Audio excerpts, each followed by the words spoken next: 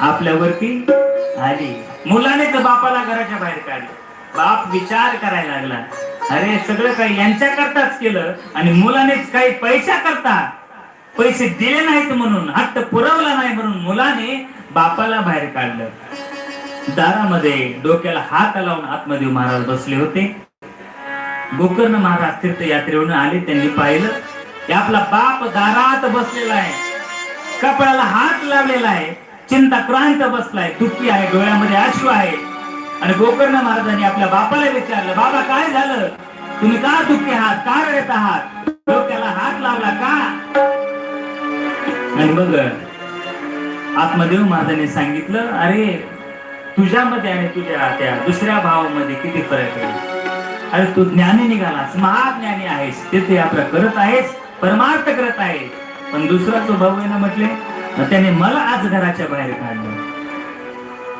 आणि मग गोकर्ण महाराजांनी आपल्या बापाला सांगितलं, म्हणले बाबा मुळात तुम्ही संसारात पडला ते खरंय, पण संसार कसा आहे तर दुःख बांधवडी आहे हा संसार, सुखाचा विचार नाही कोठे. संसारामध्ये काय केवळ आणि केवळ दुःख आहे. बघ त्याने तुम्हाला बाहेर काय काढलं किंवा तुमच्या जीवनामध्ये काय दुःख आलं हे सारखंच आहे म्हटले. अरे मग म्हटले मी तर परमार्थ करत करत संसार केला. म्हटले हो, पण तुम्ही कसा केला तर माझी पत्नी, माझा मुलगा, माझी बायको, माझं घर हे कधी म्हणायचं नाही. कारण आपण इथं कोण आहोत, आपण सगळे इथं किरायदार आहोत. जिंदगी जिंदगी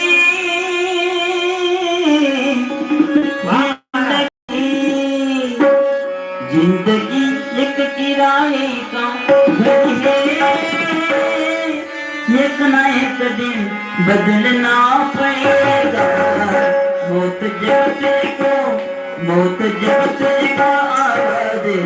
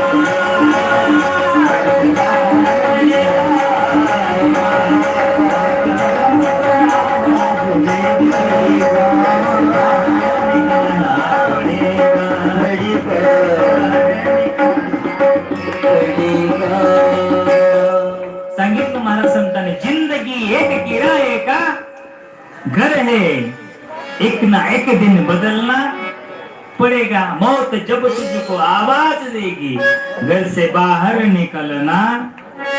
आए थे हम कैसे, खाली हात आए.